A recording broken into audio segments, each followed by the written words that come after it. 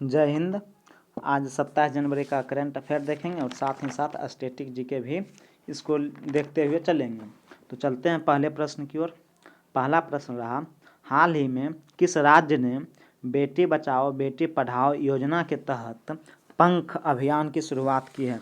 तो पंख अभियान की शुरुआत आपका सही जवाब हो जाएगा option number C, Madhya Pradesh. Option number C, Madhya Pradesh. ये जो है पंख अभियान की शुरुआत किया है। अब बेटी पढ़ाओ बेटी बचाओ योजना से संबंधित इसके बारे में कुछ जानते हैं। ये कब स्टार्ट हुआ? बेटी पढ़ाओ बेटी बचाओ बेटी पढ़ाओ योजना कब स्टार्ट किया गया?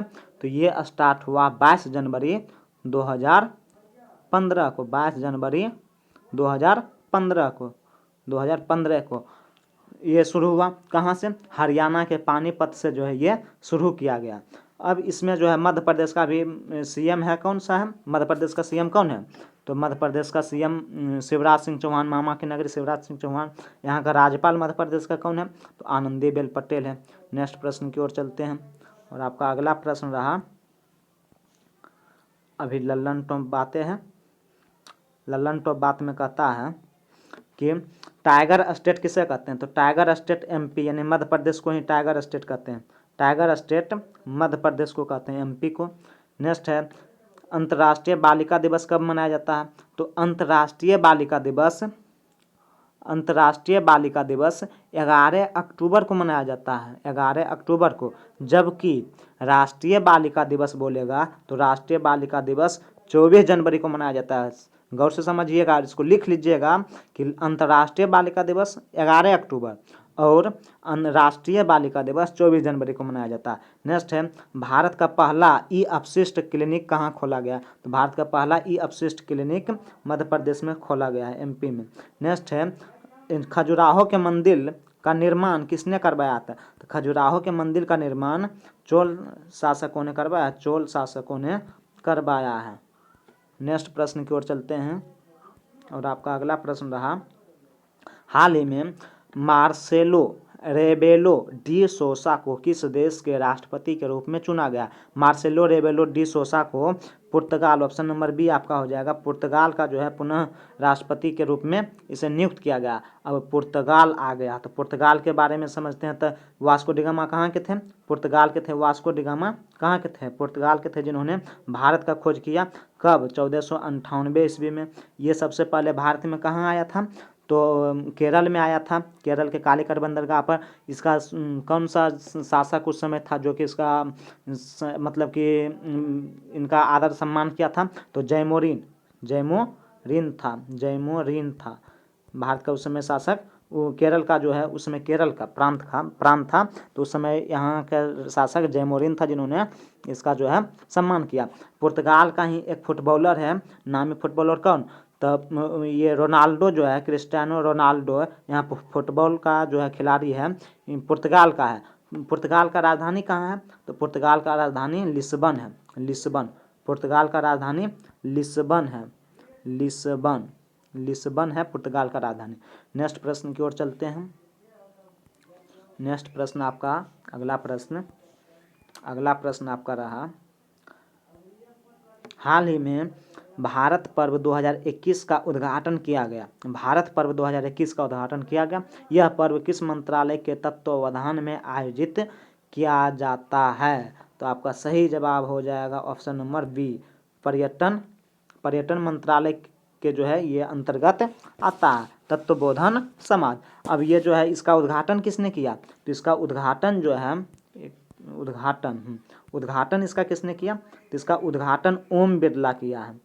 ओम बिरला इन्होंने किया है। अभी ओम बिरला क्या है? तो लोकसभा का अध्यक्ष अभी ओम बिरला है। तो इन्होंने ही जो है इस पर्व का जो है भारत पर्व का उद्घाटन 2021 का किया ओम बिरला।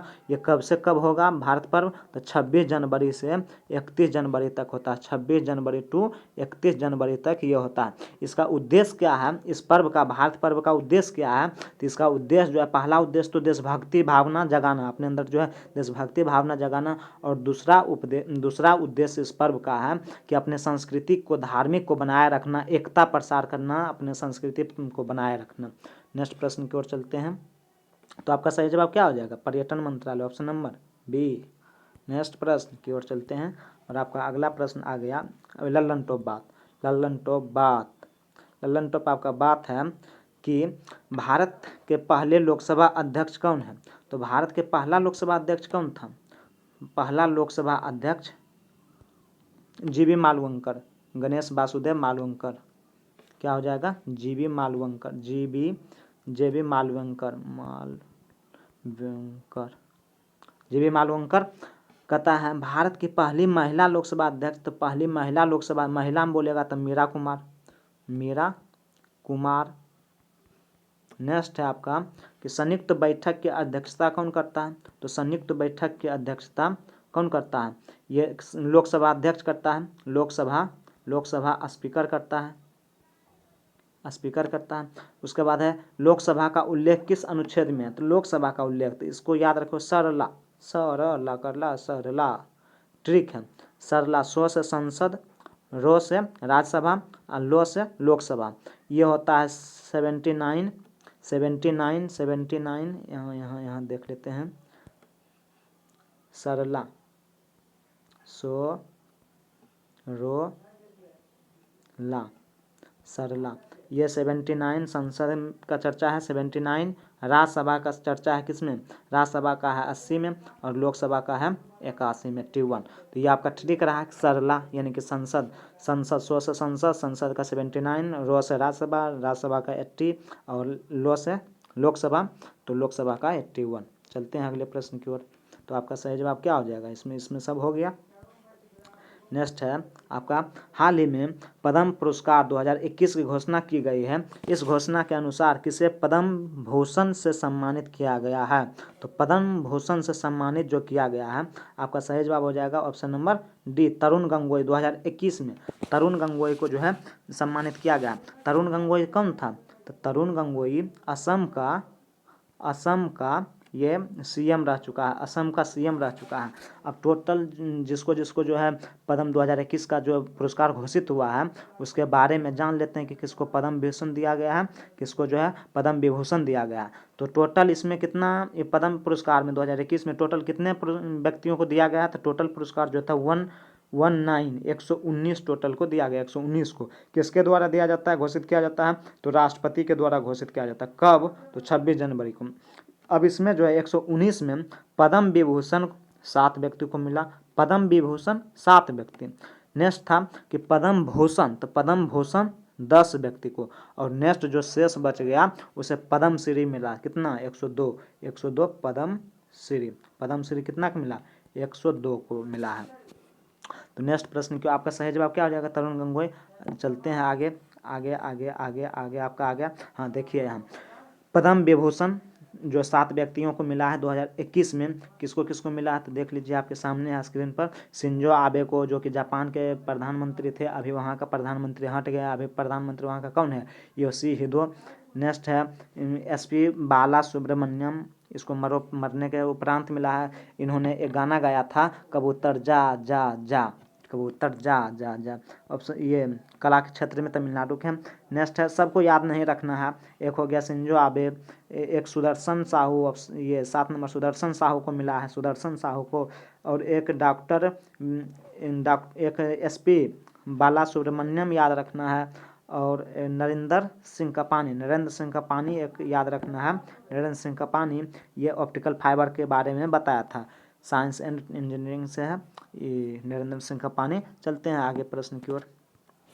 आगे अगला आपका है अभी पद्म भूषण से भी सम्मानित जो है व्यक्ति, तो ये आपके सामने है। पद्म भूषण किसको? 10 व्यक्तियों को मिला, उसमें है कृष्णन नारायण, शांत कुमारी। नेक्स्ट है तरुण गोगोई, यह असम के क्या थे? CM रह चुके हैं। चंद्रशेखर कंबारा, कर्नाटक के सुमित्रा महाजन, इसको याद रखना है। इसमें किसको किसको याद रखना है? तो एक तरुण गोगोई को, एक सुमित्रा महाजन को जो कि लोकसभा के अध्यक्ष रह चुकी है महिला। उसके बाद रामविलास पासवान, हाँ इसको भी याद रखना, मरने के बाद मिला है। इन्हें ये जो है खाद्य एवं उपभोक्ता मंत्रालय इसके पास था। कौन सा मंत्रालय था? खाद्य एवं उपभोक्ता मंत्रालय। अभी वर्तमान में खाद्य एवं उपभोक्ता मंत्रालय किसके पास है? तो अभी वर्तमान में पीयूष गोयल के पास चल गया है। चलते हैं आगे आप ये सब लिख लेना, याद कर लेना भाई। नेक्स्ट था जैसे और किसको मिला है, तो केशु भाई पटेल को, गुजरात के रहे हैं ये सीएम, गुजरात के सीएम रह चुके हैं केशु भाई पटेल, सीएम रह चुके हैं। नेक्स्ट रजनीकांत देवीदास चरलोचन। बस 4-5 को याद रखना है 10वें में, टोटल को याद नहीं रखना है, वही रिपीट होते रहता है। नेक्स्ट प्रश्न की ओर चलते हैं। और आपका अगला प्रश्न लल्लन टॉप बातें। क्या बात है, लल्लन टॉप को तो एकदम नहीं छोड़ना है, स्टैटिक जीके का कमर तोड़ेगा ये। कहता है पद्म पुरस्कार की स्थापना कब होता है। पद्म पुरस्कार, तो पद्म पुरस्कार कब से स्टार्ट हो जाता है, 1954 1954 से स्टार्ट हो जाता है। 2019 में किन्हें भारत रत्न दिया गया, तो 2019 में 3 व्यक्ति को भारत रत्न दिया गया है। 3 व्यक्ति को नाम हम बोल रहे हैं, आप लिखिएगा। पहला था कि प्रणब मुखर्जी जो कि भारत का राष्ट्रपति रह चुके हैं। नेक्स्ट था कि नानाजी देशमुख को मिला है, नानाजी देशमुख को। और एक और व्यक्ति था भूपेन हजारिका, एक था भूपेन हजारिका, कला के क्षेत्र में भूपेन हजारिका को मिला है, हजारिका को तो लिख लेना है। फिर से बोल देते हैं, प्रणब मुखर्जी, नानाजी देशमुख और भूपेन हजारिका। संगीत के क्षेत्र में भूपेन हजारिका को मिला था। नेक्स्ट, जापान के नए प्रधानमंत्री कौन है, तो जापान का नया प्रधानमंत्री कौन बन गया, योशिहिदे सुगा, इधर लिख देते हैं, जापान का प्रधानमंत्री कौन बन गया है, योशिहितो सुगो बोल रहे हैं, सुगो है, योशिहिते सुगो। और ये रामविलास पासवान किस मंत्रालय के मंत्री थे। नेक्स्ट प्रश्न था, तो रामविलास पासवान खाद्य एवं उपभोक्ता मंत्रालय के मंत्री थे। नेक्स्ट प्रश्न की ओर चलते हैं। और आपका अगला प्रश्न रहा, हाल ही में भारत की तीनों सेनाओं का संयुक्त अभ्यास एम्फैक्स 21 कहाँ पर आयोजित किया गया है, तो ये जो है अंडमान निकोबार में आयोजित किया गया, अंडमान निकोबार में। अब अंडमान निकोबार है तो इसका पोस्टमार्टम करते हैं। अंडमान निकोबार की राजधानी कहाँ है, तो पोर्ट ब्लेयर है। अंडमान निकोबार का सबसे ऊंची चोटी कौन है, तो सैडल पीक है, उत्तरी भाग में है, उत्तरी अंडमान में है। और यहाँ का जो है एक द्वीप है, बैरन द्वीप, यहीं पे है। नेक्स्ट प्रश्न की ओर चलते हैं।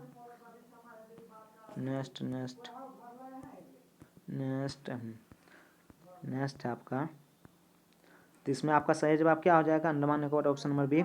इसमें अगला प्रश्न की ओर चलते हैं। अगला प्रश्न आपका रहा, हाल ही में किसके द्वारा विश्व आर्थिक स्थिति और संभावनाएं 2021 रिपोर्ट जारी किया गया, तो विश्व आर्थिक स्थिति और संभावनाएं जो है जारी किया गया है, ऑप्शन नंबर सी, संयुक्त राष्ट्र के द्वारा, ऑप्शन नंबर सी, यूएनओ, संयुक्त राष्ट्र के द्वारा जो है जारी किया गया है।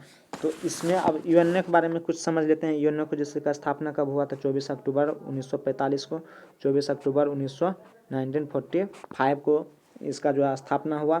और ये रिपोर्ट जो है कहता है क्या, ये रिपोर्ट कहता है कि 2020 में भारत का जो है आर्थिक स्थिति 9.6% संकुचन हुआ है। 9.6% 2020 में भारत की आर्थिक स्थिति में 9.6% की कमी आई है। लेकिन 2021 में 7.3% की दर से 7.3% की दर से, आगे थोड़ा लिख देते हैं क्योंकि इसको याद करना है, ये इम्पोर्टेंट क्वेश्चन है। 2021 में 7.3% की स्पीड से दुनिया का सबसे तेजी से वृद्धि करने वाला देश बन गया है कौन, भारत।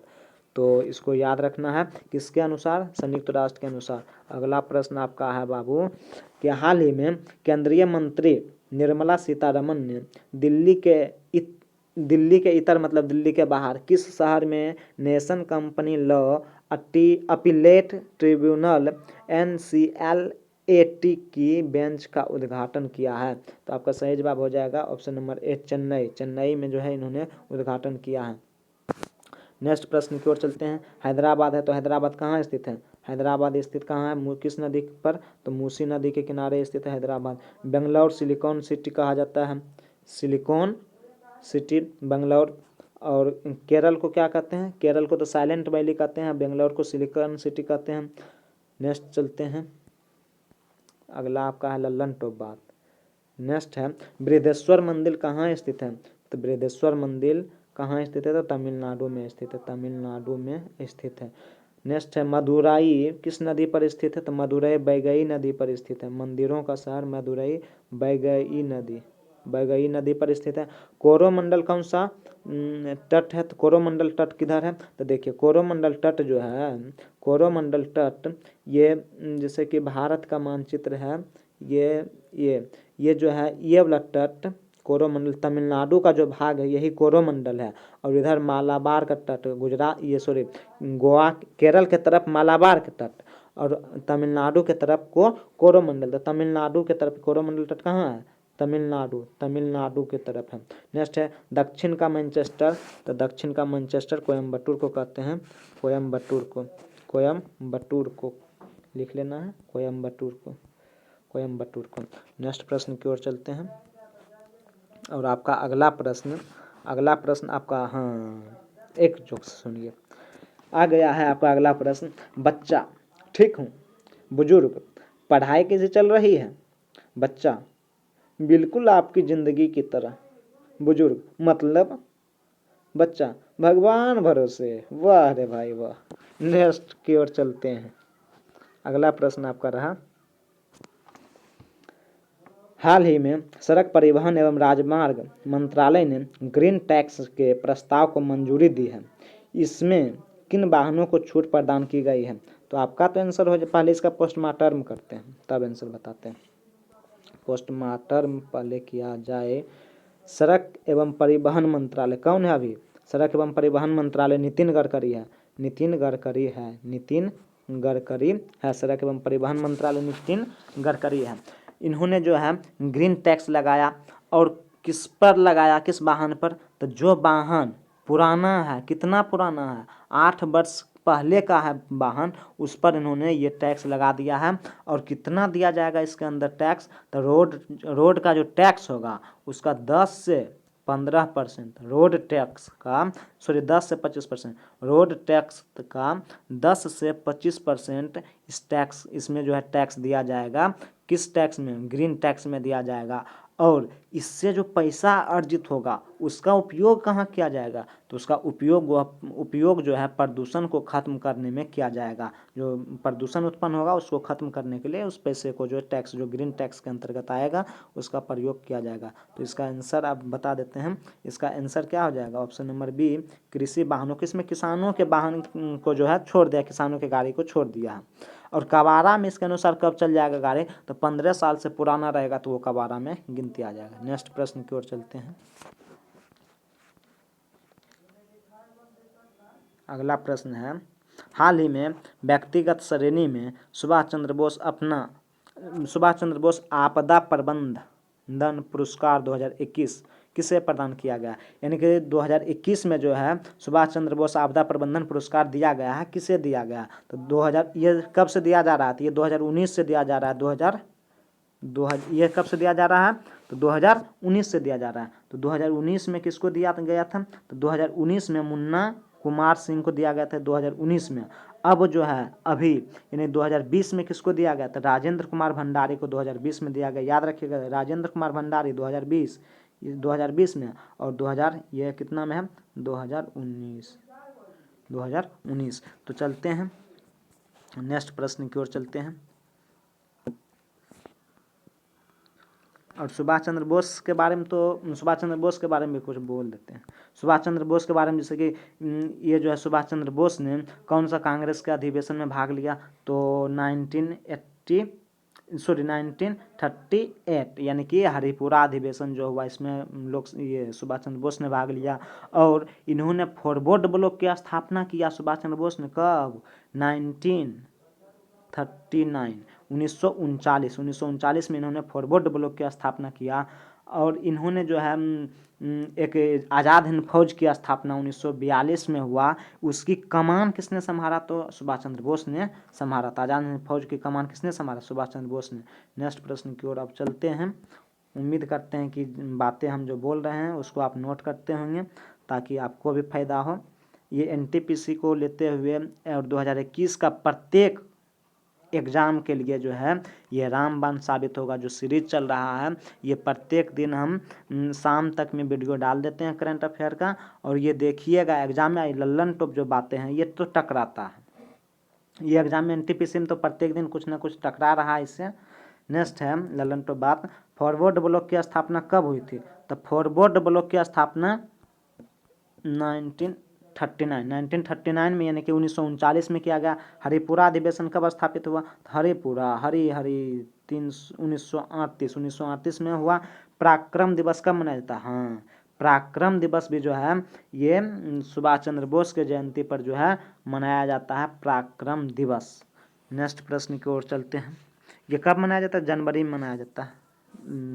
जनवरी में 24 जनवरी को ये मनाया जाता है। इसमें थोड़ा सा कन्फ्यूज है भाई, पराक्रम दिवस कब मनाया जाता है? ये जनवरी में 24 या 23 जनवरी को मनाया जाता है। तो चलते हैं, ये इससे पहले वाले वीडियो में हम शायद बोल दिए हैं 23 जनवरी को मनाया जाता है पराक्रम दिवस से। चलते हैं अगले प्रश्न की ओर। और आपका अगला प्रश्न रहा, हाल ही में आकाश एनर्जी मिसाइल का सफल परीक्षण किया गया। यह एनजी का मतलब क्या है? यहाँ एनजी का मतलब क्या है? तो यहाँ एनजी का मतलब है new generation. Option number A, new generation. अब न्यू जनरेशन इसका मतलब है ये। अब आकाश के बारे में जानते हैं। आकाश जो मिसाइल है ये क्या करता है? तो ये सरफेस टू एयर यानी कि पृथ्वी से हवा में वार करता है। और ये किसके द्वारा विकसित किया गया, परीक्षण किया गया? तो ये डीआरडीओ के द्वारा जो है परीक्षण किया गया। और आकाश जो है कैसा मिसाइल है? एंटी मिसाइल है, एंटी मिसाइल है आकाश। तो ये हो गया। और आज का अंतिम प्रश्न ये था। तो वीडियो आपको कैसा लगा आप लोग कमेंट कर ज़रूर बताएं। और चैनल को यदि पसंद आए तो सब्सक्राइब ज़रूर करें भाई, और एक लाइक ज़रूर दबाएं। और ये जो है वीडियो अभी कमेंट कर कुछ जो ज़रूर बताइए, मोटिवेट कीजिए, ताकि हम अच्छे अच्छे वीडियो ला के आपको दें। तो चलते हैं, आज इतना ही रहने देते हैं।